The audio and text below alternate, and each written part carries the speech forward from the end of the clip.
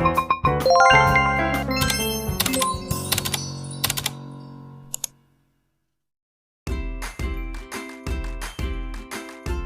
afternoon mga kumars. Maiba naman tayo may gagawin for today. Nakaka-refreshing.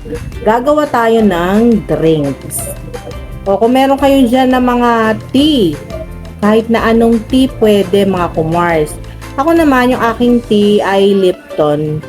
So ang ginawa ko sa aking Lipton, pinakuluan ko, nilaga ko siya. So parang ang lalabas nito iced tea ang gagawin natin mga kumars. Di ba yung iba, hindi sila mahilig sa tea. Ang ginagawa lang nila, pinapabayaan nila lang yung mga tea nila, tinatapon lang nila.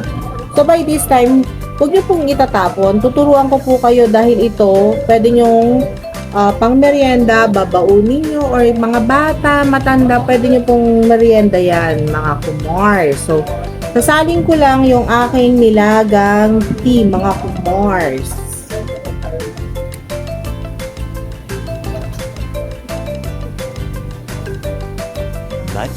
Much later. So, mga kumars, bubuksan lang natin yung ating mga shell. Yan.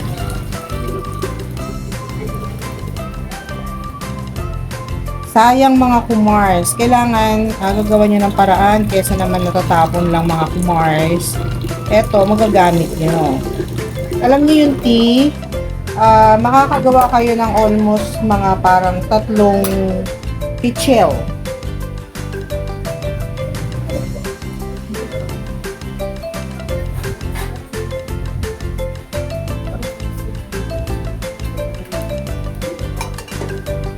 Nilaga ko na itong mga kumars. So para hindi masayang yung mga tea nyo, ma-expired, minsan mawawalan ng lasa, or minsan tinatapon ng iba. Huwag nyo po itatapon kasi meron pa pong magagamit nyo po yan. Tapos, alam nyo po ba, yung tea na yan, after nung mga napaggamitan nyo, pwede nyo pong ilagay or pataba sa inyong mga halaman. Or pwedeng pang scrub kasi magsasalang pa ako. So, papakita ko lang muna yung dalawang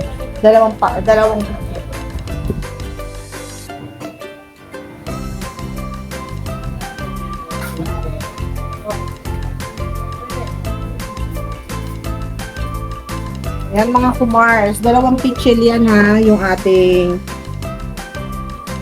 gagawin.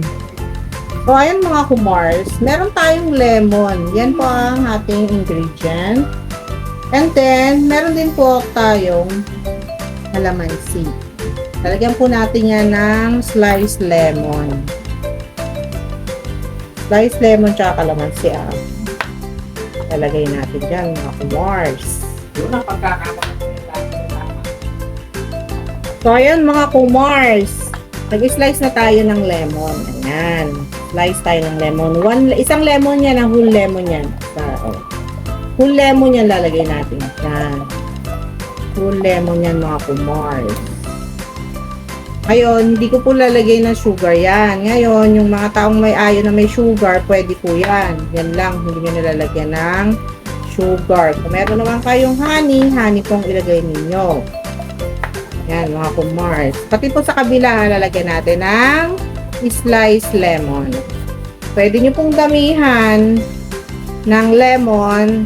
Depende po sa taste nyo. Kung gusto nyo naman ng medyo maasim-asim, damihan nyo. Pag hindi, okay na po yung 1 full lemon slice. Ayan. Yan natin ang sliced lemon. Sobrang sarap po nito. So, ang gagawin naman ninyo, yung ating calamansi naman. Calamansi. Mas masarap po ang lasa kasi pag may calamansi. Baka sabihin nyo may lemon na, meron pang calamansi. Mas masarap po pagka may calamansi. Kahit po walang sugar yan sa mga nagda-diet, pasok po sa inyong diet to. Kasi wala pong sugar akong nilalagay. Iniinom ko po yan ng ganyan, ng walang sugar. Iniinom ko po siya ganyan lang, walang sugar. Basta meron po siyang lemon, basta meron siyang calamansi, maiinom nyo po yan. Or kung ayaw nyo, basta konting sugar lang ilagay nyo. Basta ako po nilalagay ko sa fridge namin yan, wala po yung sugar. Hindi ko po nilalagay ng sugar. Ganyan lang.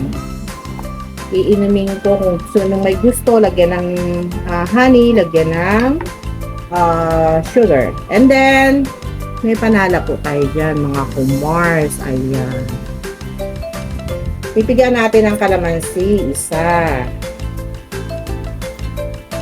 Dalawa. Pwedeng damihan, mga kumars. Pwedeng damihan. Tatlo. Mga kumars. Tatlo. Apat. Pwedeng damihan, mga kumars. Mas maraming kalamansi, mas masarap naman. Okay. Wala naman pong overdose yan, mga kumars. Kahit damihan naman. Kaya lang hindi masyado madami yung kalamansi ko. Medyo mahal kasi ang kalamansi, kaya konti lang yung ating kalamansi. Meron na po nag-aantay ito ng tumikim. Yan po yung aking special child na anak.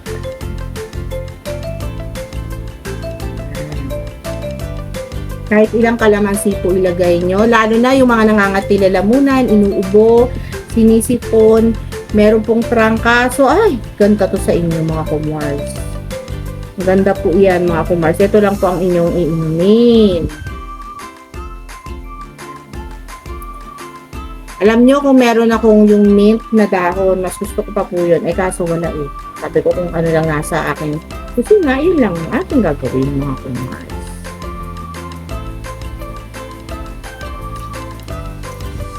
Yan. Yan, mga kumars.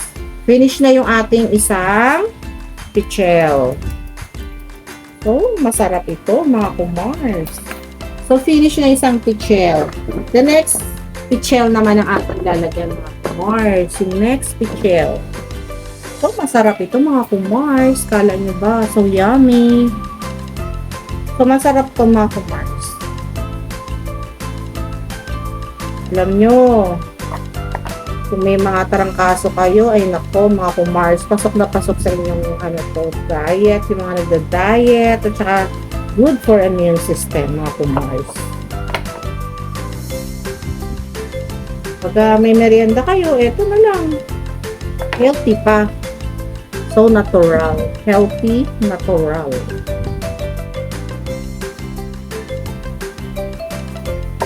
Sarap nito.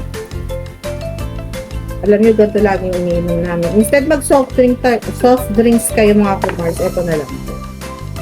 So, masarap. Dahil natural. Very healthy pa.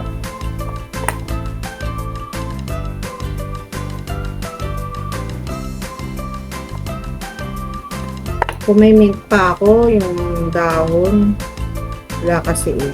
Sabi ko naman sa inyo, kung ano lang nasa ating kusina, yan lang ang ating ilalagay sa ating mga ginagawa, niluluto man or ano. Ginatayin na natin yan, ubusin yung oras natin sa paghahanap ng kung ang dekado o dyan lang okay na tayo. So, ayan.